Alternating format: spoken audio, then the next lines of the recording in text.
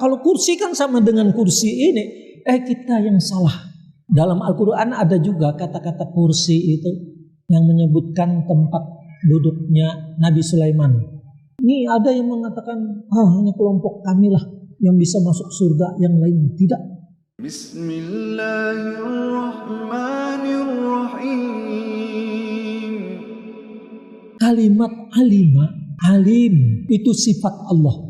Nama juga bagi Allah yang mengetahui. Kalau disebut satu kata alima atau alim yang mengetahui, maka di situ akan ada sifat Allah yang lain, paling tidak dua lagi. Kalau Allah mengetahui, maka Allah mendengar. Kalau Allah mengetahui, maka Allah melihat. Jadi pada saat disebutkan alim, maka Allah mendengar dan Allah melihat. Banyak ya begitu disebutkan di dalam Al-Quran. Kata-kata alim itu bukan sederhana, bukan seperti makhluk lah. Makanya kalau di dalam ayat Al-Kursi itu ada disebutkan kata-kata ilmun. Allahu la ilaha illahu wal hayyul qayyum la ta'khudhuhu sinatun wa la nawm lahu ma fis samawati wa ma fil ardi man dzalladzi yashfa'u indahu illa bi'idhnihi ya'lamu ma bayna aydihim wa ma khalfahum wala yuhituna bi syai'in min ilmihi illa bima syaa wasi'a kursiyyuhu samawati wal arda. Ada orang yang tidak mau mengartikan kursi itu dengan kata-kata kursi benaran, tapi ini ya kalau kita mengartikan kursi benaran, ya kursi memang kursi bagi Allah, tetapi laisa kamitslihi syai'un. Tidak serupa dan tidak sama dengan apapun juga. Luasnya kursi Allah seluas langit dan bumi. Kita tidak bisa membagaimanakan, yang jelas begitulah Allah menyebutkan. Diartikan orang apa? Wasi'a kursiyuhu. Kursi itu ilmu katanya. Jadi dia apakah diartikan luasnya ilmu Allah seluas langit dan bumi. Ada itu di dalam terjemahan. Sering begitu, orang tidak mau. Kenapa? Kalau kursi kan sama dengan kursi ini, kita yang salah. Allah menyebut kursi memang kursi benaran, tapi jangan diibaratkan seperti kursi yang kita duduki begini. Tidak. Kursi yang disebut Allah di dalam ayat itu ya, dalam surah Al-Baqarah 255 itu memang mempunyai keagungan yang luar biasa karena menyebut makhluk atau ciptaan Allah sebagai simbol keagungannya dengan menyebut kursi.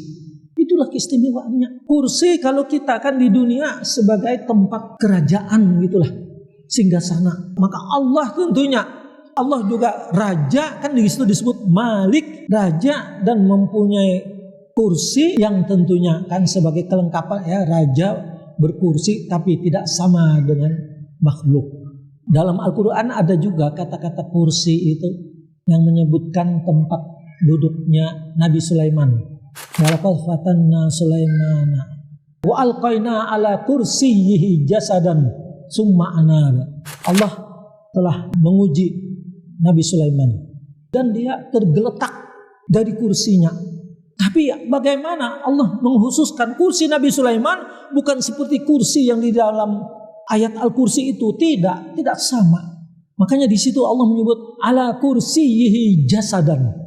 Nah, ini menyebutkan bahwa kursi yang ada pada Nabi Sulaiman, kursi yang berkaitannya dengan jasad manusia, artinya tempat duduk. Bagi Allah tentunya kursi tidak disamakan seperti kursi yang disebut untuk Nabi Sulaiman. Jadi kita tetap mengatakan bahwa ayat Al-Kursi keagungannya karena menyebut kursi, dan kursinya itu jangan diartikan lain. Dan itulah keagungan Allah. Kalau manusia menganggap dirinya raja mempunyai kursi tempat duduknya sebagaimana Nabi Sulaiman, maka bagi Allah juga raja dari segala raja, adalah sesuatu yang layak menurut zatnya, menurut kekuasaan Allah. Ya'lamu ma baina aydihim wa ma khalfahum wa la yuhituna bi syai'in min ilmihi. Sudah disebut kata-kata ilmun sudah di situ, tentu berbeda dengan yang lain. Jangan sampai kursi diartikan juga ilmu. Wallahu alimun bizatis sudur. Allah mengetahui apa-apa yang di dada, di hati manusia. Bagaimana Allah mengetahui? Yaitu tadi ada yang jelas sifat Allah mengetahui Allah juga melihat dan Allah mendengar suara hati kita. Orang yang murtad itu kan dari suara hatinya. Orang syirik itu suara hati. Orang yang syirik menyembah ini kan banyak yang dilakukan orang. Kemudian Allah melanjutkan firman-Nya, wa aqimus salata wa atuz zakah. Tetaplah dirikan salat dan keluarkan zakat. Wa aqridullaha qardan hasana, dan utangilah Allah dengan cara utang yang baik. Artinya apa di situ? Mengutangi Allah itu adalah dengan bersedekah, dengan berinfak, memberi kepada orang yang lebih berhak menerima. Orang miskin umpamanya memang memerlukan, atau umpamanya apakah sarana yang lain mendirikan masjid, musola, atau sekolahan, atau rumah sakit dan sebagainya. Wa ma tuqaddimu li anfusikum min khairin tajiduhu indallah. Apapun yang kamu serahkan dari dirimu itu, dari kebaikan, kelak akan diganti. Kelak akan kamu dapatkan dari Allah. Wa khairan wa a'zama ajra. Itu adalah sesuatu yang baik.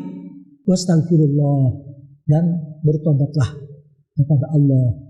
Dari kelompok yang manapun, apakah kelompok yang memang sudah benar-benar bertakwa, ataupun kelompok yang hanya sebatas takwa begitu, sesuai kemampuan, maka istighfar jangan ditinggalkan. Selalulah beristighfar kepada Allah.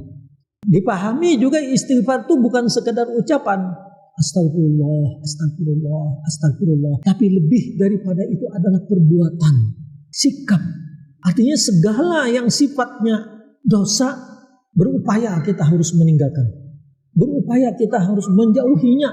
Bertekad kalau sudah terlanjur melakukan untuk tidak mengulangi lagi. Dan meminta ampun tidak kepada yang lainnya, hanya kepada Allah. Ucapan oke, sikap dan perilaku juga harus diwujudkan. Kalau sikap dan perilaku tentunya ada perasaan menyesal. Lalu apa? Tindak lanjutnya lebih mendekatkan diri kepada Allah. Wa may yaghfiru dzunuba illallah. Tidak ada yang bisa mengampuni dosa kecuali Allah. Walam yusiru ala ma fa'alu wa hum ya'lamun. Orang yang takwa itu begitu dia meminta ampun, beristighfar kepada Allah, tidak akan lagi melakukannya. Tidak akan lagi mengulangi apa yang pernah dilakukan kalau itu ada dosa. Jadi benar-benar sadar. Inilah ya upaya kita sebenarnya untuk mewujudkan insan yang takwa, orang yang kelak akan bersama Rasul. Ada ini bapak-bapak dan ibu-ibu di media sosial itu ramai masalah mengklaim bahwa surga itu dimiliki hanya oleh orang-orang tertentu.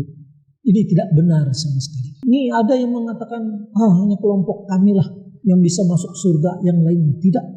Maka kalau kalian yang bukan dari kelompok kami katanya, kalau mau masuk surga hendaknya bergabung dengan kami. Tidak ada istilah bergabung-gabung dengan yang sekarang hidup. Langsung kita kepada Allah dengan melaksanakan amal ibadat. Melaksanakan apa yang diperintahkan oleh Allah. Tidak ada istilah melalui perantara di dalam hal beribadat. Atau lagi dengan menghadap kepada orang-orang yang lebih mulia tetapi sudah meninggal, sudah mati. Itu tidak benar sama sekali. Kita tetap dalam hal beribadat, meminta ampun kepada Allah secara langsung kepadanya. Prinsip yang kita baca di dalam sholat, salah satu ayat surah Al-Fatihah, iyyaka na'budu wa iyyaka nasta'in, itu benar-benar menyatakan bahwa seseorang langsung kepada Allah, tidak melalui perantara siapapun. Prinsip itulah yang perlu kita pegang dalam hal beribadat. Apalagi ayat tadi kan, Allah berfirman, ittaqullah, itu langsung wahai orang yang beriman, takwalah kamu kepada Allah dengan sesungguh-sungguhnya takwa. Nah itu perintah, artinya menyentuh benar-benar kepada diri kita. Maka laksanakanlah apa yang memang diperintahkan oleh Allah. Niscaya nanti kita akan menjadi orang yang bersama beliau. Di dunia bersama beliau dengan melaksanakan ibadat, di akhirat akan bersama beliau dengan pahala yang kita lakukan dari Allah. Semoga kita diberikan kekuatan lahir dan batin, tetap disehatkan dan bisa melaksanakan perintah agama dengan cara baik yang sesuai tentunya menurut Al-Quran dan Al-Hadis. Subhanakallahumma bihamdik, asyhadu an la ilaha illa anta astaghfiruka wa atubu ilaik. Wa sallallahu ala nabiyina Muhammadin wa ala alihi wasallam. Walhamdulillahirabbil alamin. Wassalamualaikum warahmatullahi wabarakatuh.